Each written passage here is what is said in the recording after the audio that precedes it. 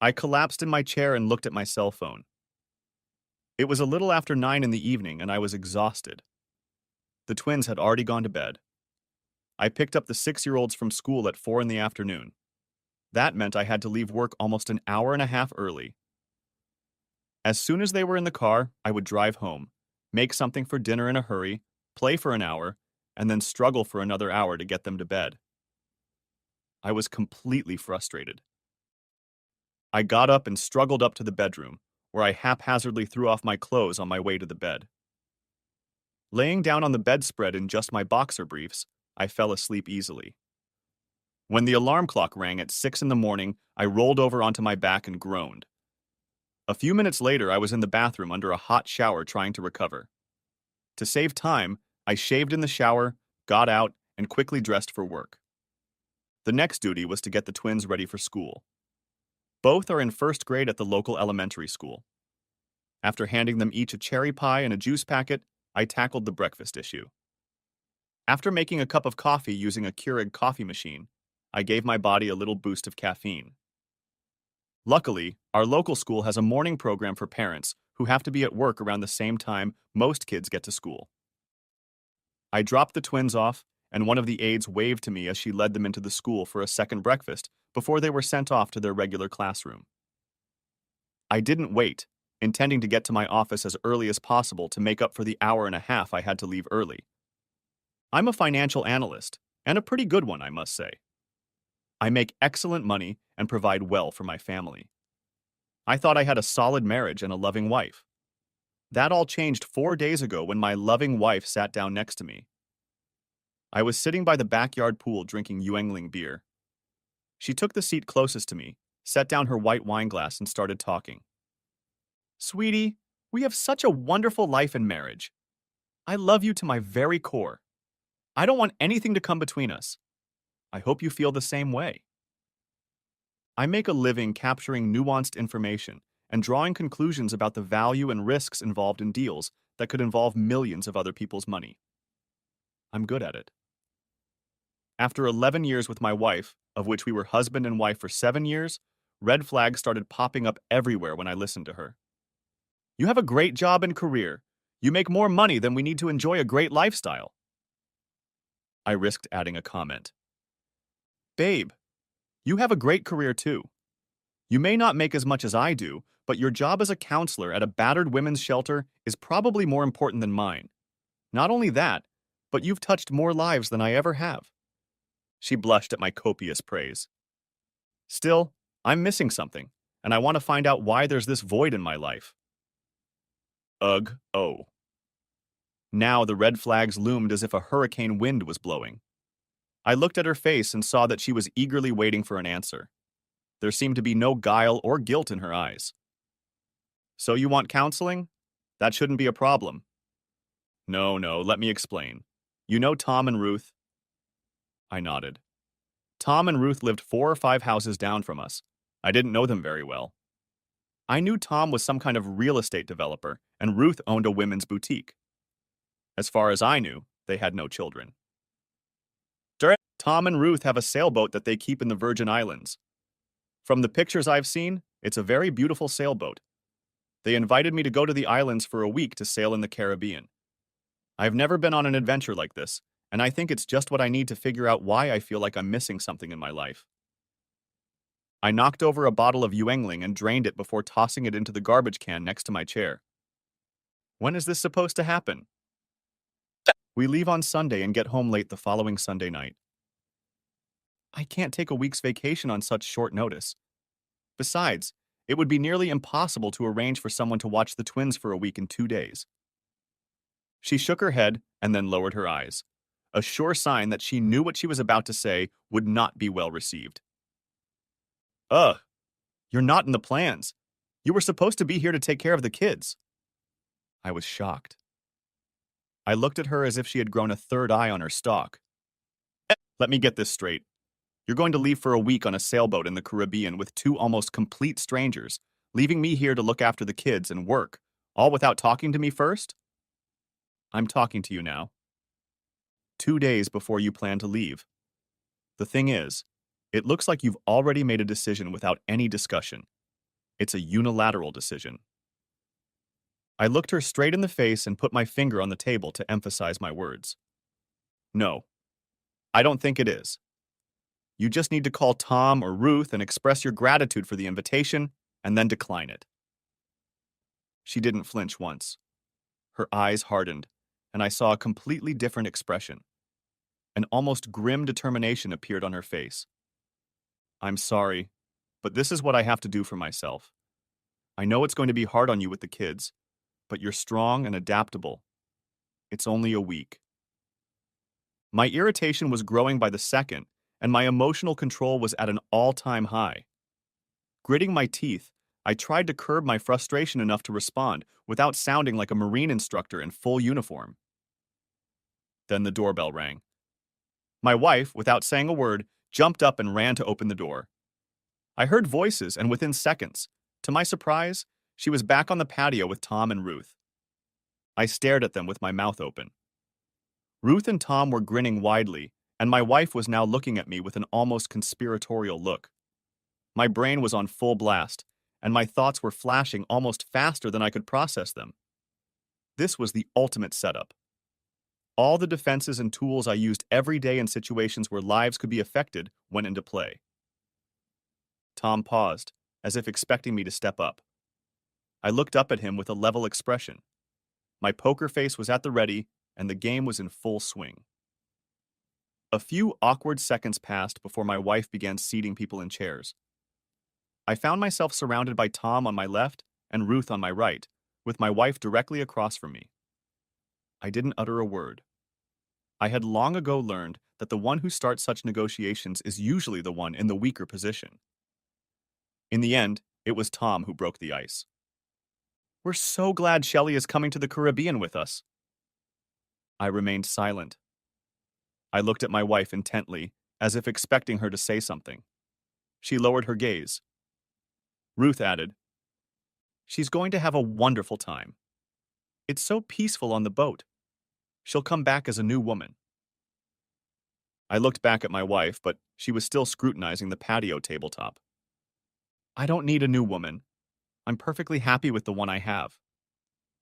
That caused a flash of uncertainty on all three faces. Apparently, my attitude and my comment didn't fit the scenario the trio was expecting. Tom stuttered a little when he finally found his voice. Ugh. Shelley let us know that you'd be all for her taking this little vacation. Shelley was wrong. I'm totally against her flying off to the Caribbean on short notice with people we barely know, leaving the kids and husband to fend for themselves. Tom glanced nervously at Ruth. Ruth picked up the conversation. We hardly know each other. Shelley and I have regular coffee mornings. I looked at Shelley. She was still staring at the stain on the countertop. I thought you worked at the shelter every day. Shelley's voice was quiet and soft. A few weeks ago, I decided to cut back on my hours. I work in the afternoons for 3 hours a day. Things were coming together more and more in my brain. Another unilateral decision I had no part in. Interesting. Is there anything else you'd like to tell me? She shook her head. Taking this as an attempt to steer the conversation away from her, Ruth continued in a perky and cocky manner. Shelley and I have become very close. We have a lot of the same interests. We're going to do a lot of sunbathing, swimming, and shopping in the islands. I looked at Tom. What are you going to do? The usual. Take care of the boat, make sure we get from here to there, and have fun and relax with the girls. I nodded. Sorry for the change of subject, Tom. But what do you do for a living? I'm an independent real estate developer. Do you work for a real estate company, bank, broker, or something? No, I'm independent. I make deals with landowners, financiers, and construction companies to get projects moving in the right direction. Then I help develop landlords for the properties and manage the assets once they're built. Do you have an office? I work from home. I nodded. Things were starting to come together. Let me summarize and you three tell me if I'm understanding the situation correctly. Bright smiles suddenly appeared on the faces of all three of us. Shelley, over the past 3 weeks, you've changed your work schedule to spend time with Ruth and Tom at their home. Or have you been to our house as well? The smiles faded quickly. I waited for Shelley to speak. I really didn't think you'd mind. My income doesn't mean much in the scheme of things. It's not about income. The point is that you made an important decision in our lives without letting me know. Anyway, let me continue. I looked at the three of them and saw looks of consternation and confusion. Obviously, things were not going as they had planned. In light of your newfound friendship with Tom and Ruth, you have been invited to go to the Caribbean for a week at their expense. Oh, I have to pay for my airfare. I left it at that without comment. And the three of you intend to spend the vacation swimming, sunbathing, shopping, and having fun. All three of us had our mouths open at the same time. Tom was the first to come to his senses and replied, Uh, no, nothing like that. No one mentioned sex. Specifically, no. But let me tell you what my spidey sense tells me. My wife has changed her work schedule. I have a suspicion it was changed to make it more convenient for her to spend time at your house. You work from home. That makes it a regular threesome. Over the past month, my wife has had a sudden change in our house habits. I have noticed that she dresses differently in the mornings, but now wonder about the reason. On an urgent note, she has informed me that she is going away for a week with people with whom we do not have a deep relationship. At least I don't. Do you understand why I'm a little suspicious that there's more going on here than what your bright, smiling faces lead me to believe? The glances between the three of them spoke volumes to me. I should try to draw them into a game of poker. I might be able to pull off a score. Tom tried to salvage their plan. Bill, you're completely out of line. There's nothing going on with any of us. Shelley told Ruth that she was feeling a little empty, like she was missing something in her life, and we thought a trip to the islands might help her get out of that state. Tom, you'll have to excuse me, but this all sounds like you're making plans to take Shelley to a place where you can help her deal with her affliction. I quickly switched to another topic. Shelley, I'm going to be blunt. You know that I am strongly opposed to you traveling with these people. Whether you go against my objections is your decision. Just be aware that every decision has consequences, and all too often it's impossible to predict what they will be. That's the risk you take and the challenge you face. I pushed back my chair and stood up. Since Shelley invited the two of you here without my involvement, I don't think I have a reason to stay longer. She can invite her friends to this house whenever she wants. I'm tired, and I'm going to bed. I left without saying good night or goodbye. Upstairs, I changed my clothes and turned off the light, then climbed into bed. I lay on my side with my back to Shelley's bed. I had no trouble falling asleep that night. I have no idea how long Tom and Ruth talked to Shelley. I didn't wake up when she came to bed. I usually fall asleep a little later on Saturdays. I got up and put on my work clothes and made coffee. I'm not much of a breakfast person, so I was soon sitting at the lawnmower cutting the grass on the front lawn. On Saturdays, I had time to get everything done around the house, and then, weather permitting, I spent the afternoon at the pool with the twins. I saw no reason to change that schedule. That day, Shelley didn't want to talk to me. She seemed to avoid me in the house. True, I did see her on the phone a few times, watching me through the patio doors. I assumed she was talking to Ruth or Tom. I paid no attention to it. Sunday mornings were usually quiet. The kids were busy with videos. I liked to spend quiet Sunday mornings on the pool deck with coffee and a tablet, watching the local and regional news. It wasn't uncommon for Shelley to join me. Today, however, was unusual. Shelley stayed upstairs all morning. I didn't pay much attention to this, not out of ignorance, but because I wanted to see how the situation would develop. Around 10 a.m., I went back into the kitchen for another cup of coffee and saw Shelley putting her backpack by the front door next to some other luggage. I finished making the coffee and went in to look at the suitcases. Shelley came downstairs dressed in capri pants and a sleeveless print shirt. I sipped my coffee. So you're really going on this cruise? Yes, just for a week. It'll be good for both of us. Shelley, the only thing it will bring is more grief and pain than you can imagine. She looked at me incredulously. What do you mean? How can it cause grief and pain? I'm not going to try to explain it to you. If you want to be stupid and ignore what you're doing, what it means, and what the consequences are, then it shows you really don't care. That's stupid. I'm doing this for us. I shook my head and went back to the pool deck. It wasn't long before I heard children wailing in the house. I quickly got up and walked into the house. The twins were standing at the door, crying loudly and desperately clinging to their mother's legs. Don't go, Mommy. We don't want you to leave. You have to stay here and take care of us. Who's going to drive us to school and make dinner? Shelley looked at me as if expecting me to say or do something.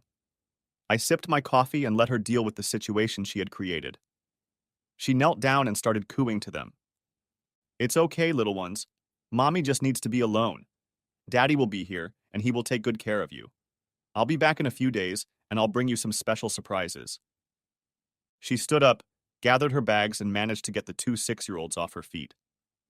I saw Tom and Ruth in their BMW SUV waiting. Tom had the sunroof open, Ruth was smiling and waving. The twins were still crying for their mom when the BMW pulled away. I gathered the kids and promised them breakfast. I wasn't going to cook, but the chocolate pancakes at IHOP were always my favorite meal. After breakfast, we spent the morning at the park, where I met a few other moms sitting at a picnic table under a shady tree while their kids played. They were friendly, and soon I was part of the conversation. One of the women asked if I was a single dad, and I casually replied that I had been for a week. This prompted countless questions about the situation, but I did my best to brush them off, writing off my wife's absence as a family trip. Lunch was followed by a trip to Golden Arches, which was another gaming area. It wasn't the most nutritious diet, but it got me out of the kitchen, out of the house, and out of the company of adults. I found 3 other dads treating their kids to lunch and playtime. They were all single fathers who were ordered to have weekend visits with their children. My conscience prevented me from asking too many questions. After lunch and a long negotiation, which with 6-year-olds is an interesting endeavor, they negotiated like old pros, and I would swear they could communicate with each other without words. I found myself promising a trip to the mall and toy store. I got out without shopping and returned home in time to make dinner, have some quiet time, and put the twins to bed just after 9 p.m. Monday was almost a disaster. I overslept, so I had to hurriedly get the twins ready for school. The teacher met me at the door, asking if there was a problem. I told her that the children's mother was away, and I was handling them on my own. She shook her head and told me about the school lunch program at the school. I didn't have time to sign up as I was already late for work. I talked to my boss and explained the situation to him a little. He was a little annoyed, but allowed me to adjust my work schedule to accommodate the twins' needs for the week. I arranged to come in early to make up for the time I had to leave in the afternoon. It almost brought me back to that moment at the beginning of this story. As I lay in bed that night, exhausted, I was sure that nothing good was going to come of this unless I did something proactive to deal with the situation. As I lay there staring into the darkness, an unexpected thought occurred to me. I fought over this problem for several hours and finally came to a dramatic conclusion. Having made my decision, I quickly fell asleep. The next morning was a little easier. The kids were responsive and were able to dress themselves. They weren't the epitome of fashion, and I'm not sure their socks matched, but they were up and ready to go. Knowing they would have breakfast at school, I dropped them off, did a little paperwork with the school secretary, and then headed to my office. My first stop was my boss's office. He looked concerned when I walked in with a cup of coffee and a smile on his face. You either ate the canary or your wife came home. Which is it? Neither, but I have a request. Okay, I'm listening. I have almost 3 months of bank vacations and personal time. Yes? I want to take 10 days, starting tomorrow. What? That's short notice. I shrugged. I knew he couldn't refuse. He might not be happy, but I had free time, and I could use it as I saw fit. Good. I'll take care of the paperwork. Would it be too much to ask what you're going to do? Am I taking the kids on vacation? You'll be joining your wife. I'm not sure. That remains to be seen. By the time I left the office to pick up the kids from school, I had already made all the necessary preparations to put my plan into action. From school, the kids and I headed to Walmart to do a little shopping. When we drove out a few hours later, my wallet was much lighter and the back seat of the Suburban was packed. We stopped, bought a pizza to take home, and had a picnic in front of the TV, which seemed like an original idea to the kids. Their mom would have been horrified that her carpet and upholstery might be stained with pizza sauce. I had no such qualms. I had a conversation with the kids while we ate and watched Frozen on the Disney Channel. The gist of the conversation was that they wouldn't be going to school for at least the next 5 days, and probably more, which was the reason for the screaming and laughing. I then told them that tomorrow we are going on a trip. We will leave before lunch, fly an airplane over the ocean, and then check into a wonderful hotel right on the beach. Shouting and laughter again. When they finally relented and went to bed, I had to pack up and get us ready to leave. It was almost 1 a.m. All the luggage was at the door ready to go. I was sure I had thought of everything. And if I hadn't, there's probably a Walmart in the Virgin Islands. An Uber pulled up to our house at 9 a.m., and with the help of the baby, we loaded our suitcases into the minivan, got in, and drove to the airport. While the Uber driver was taking us to the terminal, I called the kids' school and let them know I was picking them up from school for at least 5 days. I knew that traveling on such short notice with kids could be challenging, but we were determined to go on an adventure. We boarded the plane with no problems and landed in the Virgin Islands 6 hours later. A shuttle met us at the airport and took us to the beach resort. There was nothing to do but drop our suitcases in our room, change into our swimsuits, and hit the beach. The kids were in paradise, and I was right there with them, holding a Mai Tai cocktail in one hand. We spent 2 days at the resort. We learned that there was not only a beach, but also a huge water park with a lazy river, slides, splash pads, and a wave pool. The bar was also staffed by young girls from the island who were more than happy to treat me to drinks of my choice. Life was definitely getting better. While the kids were sunbathing, I was on the phone. I wasn't going to spend all my time lying by the pool or on the beach. I finally found what I was looking for, and the second phase of the adventure was underway. In the evening, I explained to the kids that we were leaving the resort the next day. They had stretched out faces and disgruntled faces. I then told them that we would be getting on a boat and sailing around the islands. Early the next morning, we packed up and caught an Uber to the local marina. At the marina office, the kids were fascinated by the various boats moored in the slips. I found the man I was looking for. Jeff Turner could have been between 55 and 75 years old. He had long gray hair gathered in a ponytail, a gray beard, sparkling green eyes that seemed to always be smiling, and a small belly hanging over the waistband of his swim trunks. I was to learn that Jeff rarely wore anything but swim trunks and the most garish Hawaiian shirts imaginable. He mostly went barefoot, unless he had to navigate terribly hot asphalt. He was so tanned that he looked more like a local. "You must be Bill. I'm Captain Jeff. And who are these two little buddies?" I introduced the twins and they stood there, eyes wide and staring at Jeff. I don't think they knew what to make of him. "Let's go aboard and stow your gear. Then I'll go over some of the rules on my boat." He led us down one of the piers to a 65-foot sloop that looked like, sitting still, it was already running fast. He helped the twins climb aboard, and I handed him the bags. It took a few minutes to get us situated in our seats. Each of the twins had a small cabin with twin beds, a desk, and a porthole. I got a slightly larger cabin with a double bed and a bathtub. Captain Jeff made constant comments, mostly about how best to store our gear and what the daily routine would be on the boat. The kids listened intently, and I prayed for their attitude. When everything was ready, we went back to the cabin and found seating. "Here are my rules on my boat. No talking behind my back, no arguing. Everyone is working. If I tell any of you to do something, it must happen immediately. If you don't understand, ask. You are here to have fun, but you are also expected to learn." Dad, our normal day will consist of spending the morning doing deck chores. Once they are done, we can go snorkeling, swimming, fishing, or go ashore. If we like the place, we can stay overnight. Otherwise, as darkness falls, we raise anchor and head to our next destination. Sometimes we arrive at the spot before dawn. Sometimes it is later in the day. But I expect everyone to learn how to sail. Dad, you'll help me keep watch. You two will get an education in seamanship, and when you get home, you'll be junior captains. I already like this guy. Some of the other charter owners I'd talked to wouldn't even consider taking two 6-year-olds on their boat. Captain Jeff seemed to jump at the chance. Now let's get the boat out of this marina and into the ocean. Your father isn't paying me to sit on this dock. We're going sailing. Shouts in excitement. I watched Jeff skillfully maneuver the big boat out of the harbor.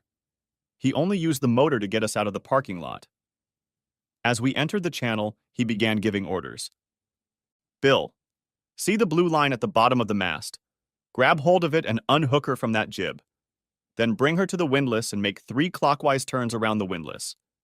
When I tell you to, hold on to the tail of the fishing line and spin the winch like crazy. As I approached the mast and released the fishing line, I looked over and saw Jeff with Ethan in front of me, standing on the cooler and holding the rudder. Annabelle was watching mesmerized as Jeff helped Ethan steer the boat. I heard Jeff call out to me, "Raise the mainsail." As commanded, I grabbed the tail of the cable and pulled the winch. Looking ahead, I saw the mainsail coming out of the tiller and slowly climbing up the mast. I jumped, hearing a pop and a ripple as the wind filled the sail. The mass of white fabric unfurled into a huge cloud that stretched over the side of the boat. I felt the boat tear forward until the winch stopped. Untie that line and wind it carefully at the base of the mast. I complied with his orders and returned to the open cabin. Annabelle was standing on the refrigerator with her hands on the chrome and wooden wheel, eyes wide and mouth open. "Daddy, I'm driving the boat." We sailed for almost 3 hours. Jeff left me at the helm, which I thought was interesting because I had no idea where we were, what direction to sail in, or what our destination might be. His instructions were simple. Keep an eye on the boat. If anything changes, give me a holler. I later learned that the boat had a fully automatic control system that made it almost unnecessary to steer the boat under normal circumstances. He appeared from inside the boat with a large tray of cold snacks, cheeses, fruit, and bread. The kids were enthusiastic, and I found the treats refreshing. Finally, we approached a small island and anchored in a sheltered cove. The water was calm, and 50 yards ahead we could see a beautiful beach. Looking down, I thought I could touch the bottom, so clear was it. Heck, I could see a lobster crawling on the rocks. We'll spend the night here. Tomorrow we can swim, snorkel, and explore the island. That will give everyone a chance to get used to life aboard. I'm really surprised none of you got seasick. I shrugged. I'm not prone to it, and the kids are very hardy. Jeff nodded. There were some chores left to do, and then we could think about dinner. My menu and schedule lists spaghetti with meat sauce. Is that acceptable? The kids like spaghetti and I like it easy. If he doesn't eat me first, I can usually put it away. Jeff grinned. After a few basic chores, which included cleaning the bathrooms and putting the cabins in order, Captain Jeff engaged the twins in making spaghetti. I sat on the bench at the dining table and watched him. He seemed to be in his element. The kids were helping him with the spaghetti and meat sauce, making garlic bread, and pulling salad preparations out of the refrigerator. Ethan, who was known to dislike eating green vegetables, refused the salad. Jeff began to talk about Sailor Popeye and how he ate spinach to become strong and defeat bad guys like Bluto. He then promised Ethan that he would show Popeye cartoons before bedtime. The kids ate with gusto, and so did I. I watched Jeff. He was paying more attention to the kids than I was. Ethan, wrinkling his nose slightly, still ate about half of his salad. After we cleaned up the kitchen, I sent the kids to bed. They weren't thrilled, but they were tired too. It had been a long day. When I returned to the salon, Jeff was sitting in a chair at the navigation table. I sat at the table and watched. He was making entries in an antique flight log book. Closing the book, he looked at me over his glasses and smiled. Say, Bill, would you care for some adult beverage? What have you got? 3 or 4 beers, a pretty full bar, soft drinks, fruit juices, and a pretty good wine cellar. It's a pretty well-equipped yacht. It's a McGregor 65. She's designed to travel anywhere in the world. For years, she held the pennant for the fastest Atlantic crossing by a vessel of her class. I thought for a moment. I'd take a beer. Good choice. I thought so. He walked over to the refrigerator and handed me a cold Coors beer with a long neck. I uncorked the cap, and we touched bottlenecks. This beer tasted like the nectar of the gods. I'm sure it was all about the boat, the sea, and the company. Over the next 3 hours, Jeff and I got to know each other. I learned that he was a retired firefighter from Texas. Shortly before he was about to retire, his wife filed for divorce. She took half of everything he owned, including half of his pension. He looked at his options, quickly cashed in his pension, and headed for the islands. He never looked back. He worked at the marina for a few years, and then this boat was put up for sale. It sat unattended in the marina for a few years. The owners abandoned it, and the marina sold it to Jeff, returning the space fee. It took almost all that was left of his pension. Jeff repaired the boat himself. 8 years later, he owned 4 more small boats and a quarter interest in the marina. He did custom charters and kept the marina in good order. He listened to my story and sympathized with me. Are you going to get a divorce here when you get back? I'm not sure. You know how divorce laws work. I'm going to get raped.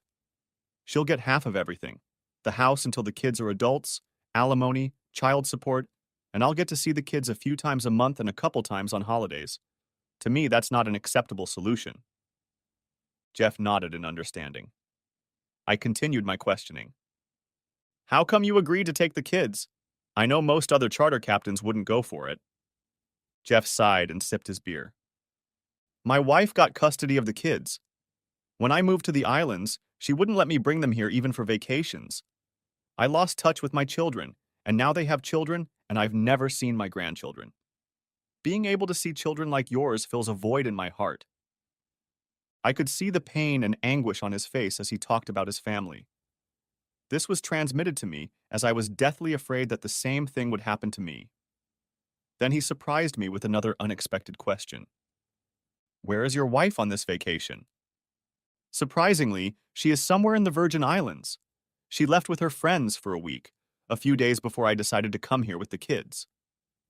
She left without warning. 2 days before she got on the plane, she told me she was leaving.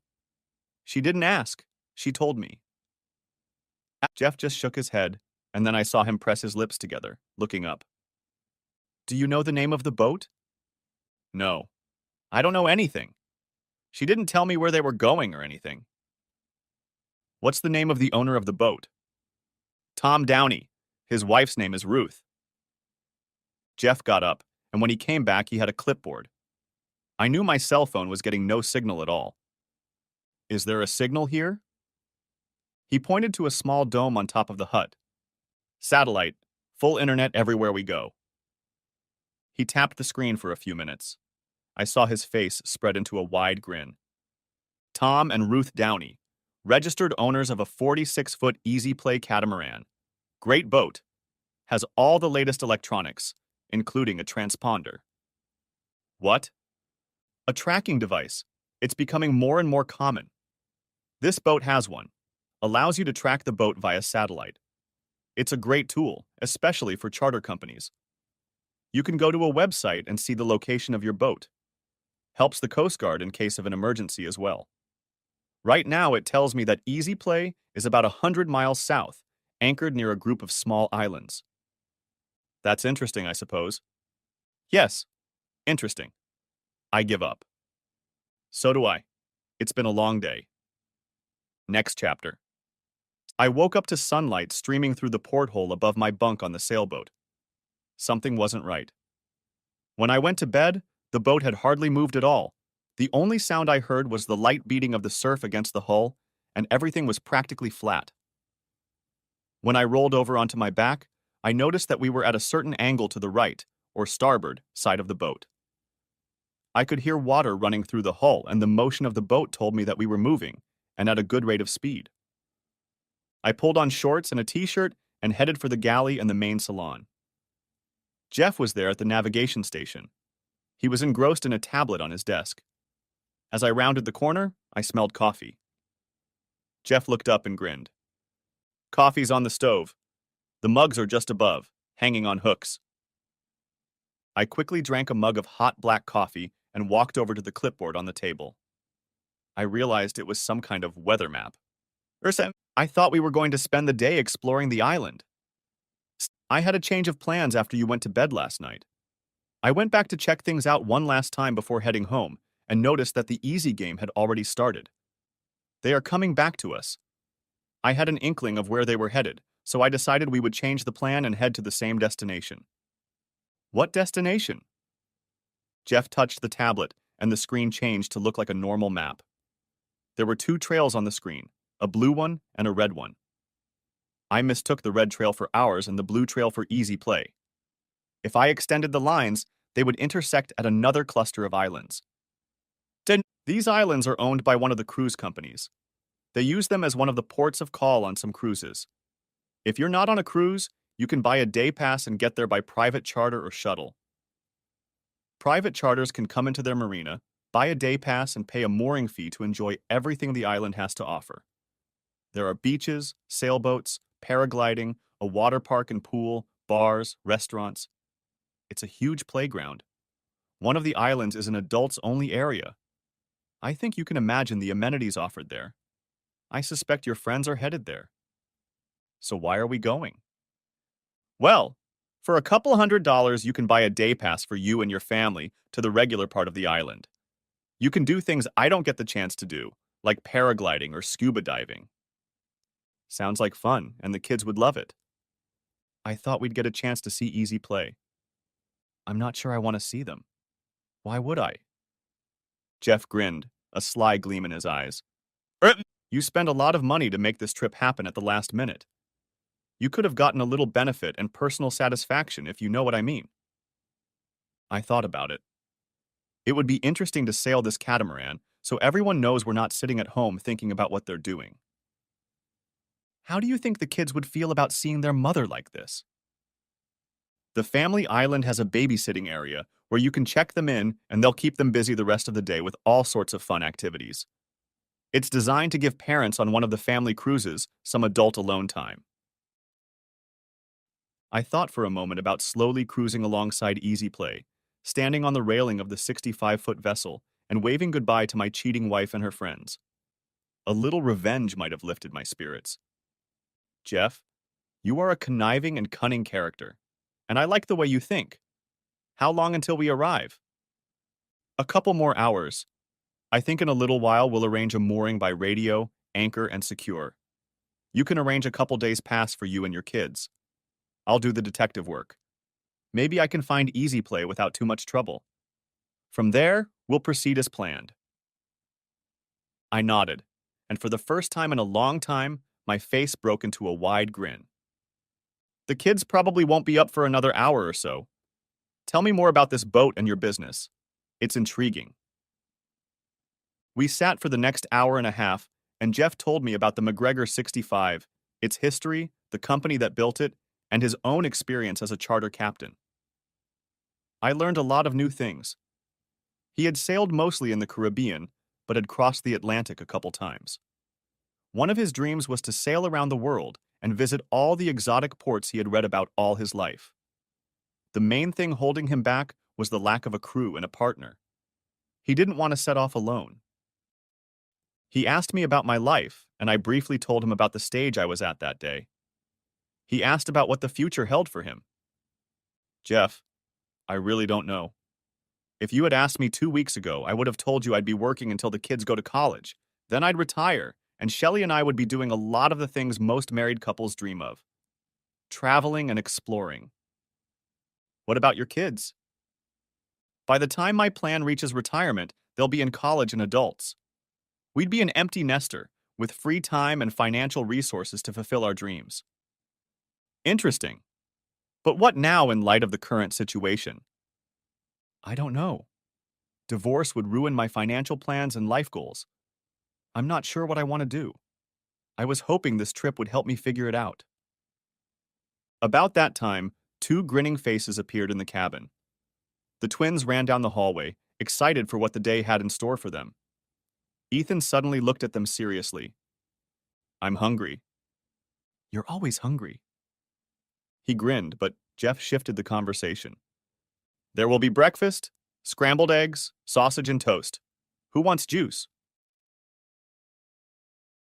Next chapter. We spent the morning sailing.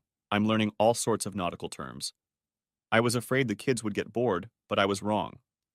Jeff kept them from getting bored by letting them steer the boat and string the sails. In fact, the automatic navigation system did most of that without drawing attention to itself. When the dolphins joined us for a ride on the bow wave, the kids were left to lie on the front deck and watch them. Shortly before noon, the islands appeared on the horizon. As we approached the harbor entrance, Jeff took control of the boat. He approached the docks at full throttle. He already knew which buoy we would dock at. I was on the bow of the boat with a mooring stick and a mooring line attached to it. It was a clever contraption that allowed me to reach the mooring ring on the buoy and hook the hook into the ring. Jeff confidently approached the buoy, and as the bow of the boat approached, I reached out with the stick and made an attempt to hook into the buoy ring. I missed. On the second cast, I hooked it and heard cheers behind me as Jeff led the twins in celebrating my first catch. I tidied up the front deck, coiled up the excess mooring line, and put the stick back in the forward sail locker. Jeff's insistence on cleanliness and order on the boat was passed on to me. As I walked back down to the deck, I noticed Jeff lowering the inflatable dinghy at the stern of the boat. The twins were watching this. As I approached, Jeff grinned. I usually just swim to shore, but with kids, it's probably best to take the centerboard. I need to stop by the harbor master's office and get everything set up. You need to visit the office on the island and get your passes processed. While I'm ashore, I'll ask around about easy play. I nodded, waiting for Jeff to climb into the inflatable boat. I helped each of the kids down and then climbed in myself. The motor came to life, and we raced toward the pier. Jeff headed for the marina office, and I headed for the island office just a few yards away. The kids were excited. They played volleyball on the beach, and while we were walking around, a boat towing two people suspended from a parasail sailed by. It took me about 45 minutes to make all the arrangements. I had to show our passports, but Jeff had warned me about that, so I put them in a waterproof pouch on my belt. The main time spent checking in was spent exploring all the options and activities. Some activities had additional costs, such as parasailing and snorkeling. I opted out of those for now, but signed the kids up for supervised daytime activities. This would free up my adult time. After getting our passes, we headed back to the marina. I saw Jeff sitting at a table with an umbrella. There was a drink on the table, a clipboard in front of him, and a pile of boxes and bags on the bench. As we approached, he looked up and grinned. All set? Yes. I signed the kids up for a supervised afternoon program tomorrow. They'll be busy and supervised from 9 to 5. I also found out that the same center is available for babysitting in the evening if I need it. Good. We'll moor for as long as we want. I've picked up some supplies from the ship's store and arranged for fresh water to be delivered to our tanks. I learned a long time ago that you should never miss a chance to fill your tanks with fuel or water. I nodded. I suggest you take the kids and go exploring.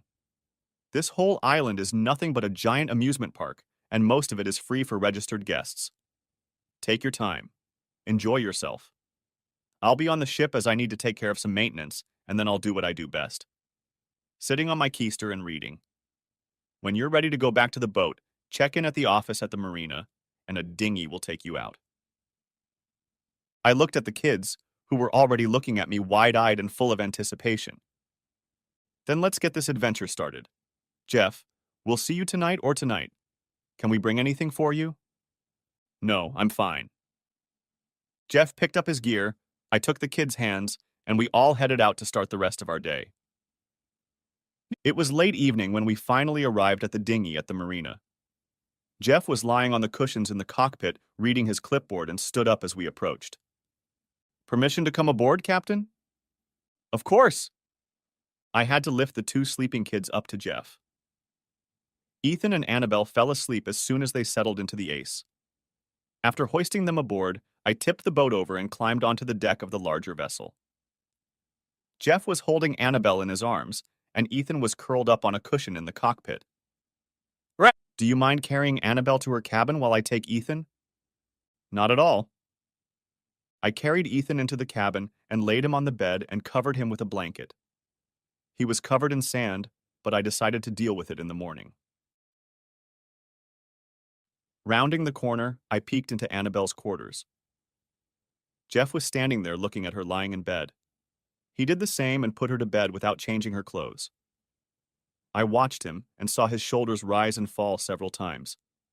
It looked like he was sobbing. I deliberately slammed Ethan's cabin door a little harder than necessary. When I turned around, Jeff was already coming out of Annabelle's cabin. Bill, you may not think so, but you're still the luckiest guy I know, even under the circumstances.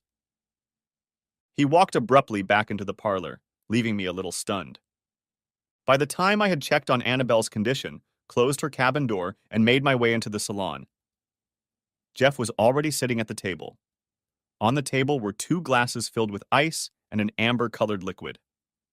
Jeff pointed to the glasses. This is the best island rum you can buy. It's too good to pair with all that fruity stuff. I sat down, took the glass, sniffed, and took a sip. I'm not a rum drinker, but I had to admit that what I tasted was something unique and wonderful.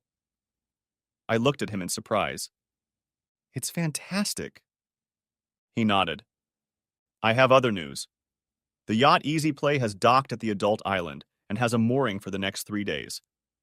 I assume they will stay here until they need to leave to go back to the Virgin Islands to catch a plane home. I listened. I knew it was time to make a decision. What do you suggest?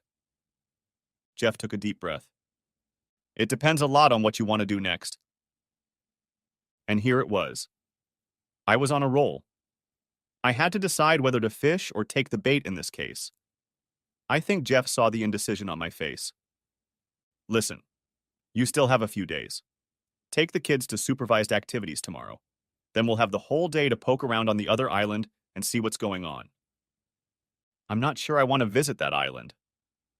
Agreed, but we can go around the island and the docks in the motorboat, just to see what we can see. Okay. So that's what we did. The next morning, I took the kids ashore after they had showered and put on fresh clothes. Jeff got the boat ready, and when I returned, we immediately set sail. It was a 45-minute swim to the other island. We entered a small cove under sail and slowly made our way to our mooring spot. Easy Play was the only catamaran we could find. I don't know what I was expecting, but what I found was definitely not on my list. As we entered the harbor, I had high-powered binoculars. Finally, I focused on Easy Play. I guess I half expected the boat to be empty, while Tom, Ruth, and Shelley enjoyed the fun on shore. When I examined the boat, it was clear that all three were aboard. Tom was lounging on a trampoline stretched between the two hulls of the catamaran. Ruth and Shelley were lying on deck cushions in the large cockpit. Even more amazing was that Ruth and Shelley were hugging each other and kissing. Jeff crept between the moored boats, slowly approaching Easy Play. None of the three on the other boat seemed to pay any attention to us as we approached. We were about one boat length away when Tom looked back to watch our boat as it approached. He didn't show much interest until I took the binoculars away from my face and stared directly at him. It took a second, but I saw recognition flash across his face. Sound travels well over water, and I clearly heard him exclaim, "Son of a bitch," I heard one of the women say. What? I scooted closer to the rail of our boat as Jeff steered the long, sleek craft just a few feet from the catamaran. I watched as Ruth and Shelley disengaged and turned to look at us as we sailed silently by. Then I heard a sigh in Shelley's voice. What the hell? I raised my hand in a semblance of haphazard military salute, lowered my hand, and turned to Jeff. Captain, I think we've done what we need to do. Let's clear the way and clear this harbor. See, I'm getting all nautical. Jeff didn't utter a word. He turned the boat around, and as we slid to the other side of the catamaran, the rumble of the diesel engine increased and the boat picked up speed.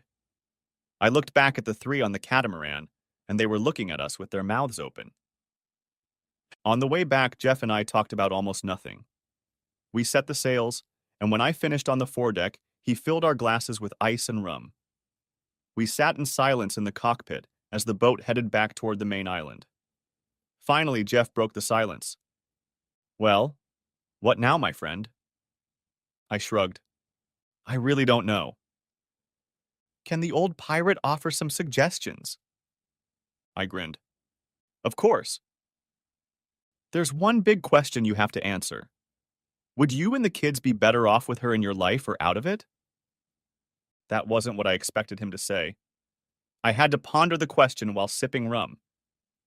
When I analyze a stock, I usually do what most people call a SWOT assessment. I list everything I can know about the stock in 4 categories: strengths, weaknesses, opportunities, threats. Okay, what are the strengths of staying married? It will be good for the kids. It means there won't be financial Armageddon. That's not good enough. No. What about the weaknesses? Existence in a loveless marriage. No trust, no real relationship. Being cuckolded and dealing with the consequences of that among our friends and my coworkers. The damage it can do to children in such a toxic atmosphere. Right. And the possibilities? That's a tricky one. I don't know if there are any. I think the possibility of reconciliation would be a possibility. But honestly, I don't think there's much chance of that right now. The family will remain intact, but at what cost? It would be a sham and a lack of love. I would have the opportunity to keep working and strengthen our financial situation. Threats? I grinned. The whole concept is a threat. It means an unhappy and unhealthy relationship. I can see this whole thing becoming so toxic that it will eventually corrode and destroy us all. I don't know if I can live with her constant cheating. Okay, did you have it analyzed, and what did it tell you? I knew it wasn't an in-depth analysis or even a very thoughtful use of my method. But what it showed me was that there was no way I could go back to living with Shelley. It would destroy me emotionally. I felt like it would end up damaging my children for life. Divorce would ruin both of us financially, and the possibility of a contentious, protracted fight would be hard on the children as well. I was at an impasse. That's what I told Jeff. He poured 2 more glasses of rum. Bill, you're smart and systematic, but in some circumstances, those qualities can become a handicap. There are times when you have to abandon linear and systematic thinking and get out of control. I looked at him a little confused. The rum had taken its toll on me, and my thought processes weren't as precise and quick as usual. Huh? He laughed. Back in the day, we called it out-of-the-box thinking. Some said it was the path not taken. You know, going where no man has ever set foot. The Chinese say that sometimes it's best to do what your enemy least expects. I listened to this. I was aware of my forehead furrowed and my eyes squinted. It was a far cry from my usual actions, but through the fog of rum and emotion, I found much wisdom in Jeff's words. We approached the dock, and Jeff took the helm, and I went ahead to make the hook. I made it in one pass, despite the rum, and as the boat turned to hang on the buoy, driven by the wind, I held onto the bull rigging and looked out at the ocean. The wind shifted slightly, and the music that was being put on the beach for the tourists came over the water. I heard a Jimmy Buffett song, and his words suddenly crystallized in my brain. And I found my home. Yeah, I found home. And you can have everything I've got. Because I found my home. I spun on my heels and literally jumped onto the cabin sole. Jeff looked up in surprise. I didn't wait, but grabbed a bottle of rum and filled both glasses. Once seated, I began to speak in a concentrated manner. Jeff, is this boat big enough to circumnavigate the globe? Hell yeah. A few people have done it on a 65. Why? Let's do it. What? Let's go around the world and do all the things you've dreamed of. You're crazy. Have you been in the sun too long or drank too much rum or both? Yes, maybe, but just listen. I began to explain the completely unconventional plan that flashed through my brain. I'm not going to go back and try to coexist with Shelley. I've seen for myself what she is. I don't want my children to be exposed to that lifestyle. Trying to exist together will be a toxic mix that will ultimately hurt us all. Yes, we've talked about it. I won't divorce her and give her half of what I've accumulated. I won't pay child support so she can introduce my children to her ungodly lifestyle and permanently corrupt them. That's just not going to happen. Yes, but what other recourse do you have? An unconventional one. A plan she can't even imagine. Jeff looked at me, tilting his head. Yeah? How hard is it to find a boat in the middle of the ocean if the transponder isn't on? Almost impossible. How many ports exist where a boat can go in and out to resupply? Christ, thousands at least. What if you get an offer to circumnavigate the globe for at least 11 years? His eyes widened. That's one hell of a charter. What are you offering? Do you have anything that connects you to the Virgin Islands? 3 boats, a quarter share in the marina, and a small beach house. How much are the boats worth? Probably 60,000 each. Do you really have to work at the marina? No, I just hang out there doing various jobs to fill the time between charters. What if you sold the other 3 boats to another charter company, let your partners run the marina like they did, and rent out your bungalow as a vacation rental? It would free you up, provide a little cash flow, and give you the opportunity to fulfill a dream. I saw him hesitate. He lowered his gaze to his rum and stared into it for several minutes. Such a trip as you are thinking of would be expensive. How will you be able to afford it? If you just disappear with the children, your wife will be furious. Every agency she can find will try to ferret you out, and you can bet she'll get the court to freeze all your assets. In a year's time, she'll be able to sue you and get everything. And if there's nothing to get? I don't understand. My net worth is almost $1 million. If that money was sitting somewhere where no one but me could find it or access it, how far do you think that would get us? Jesus. With that kind of money, we could float around for years. And I can work from almost anywhere if I have a reliable internet connection. You have a satellite system on board.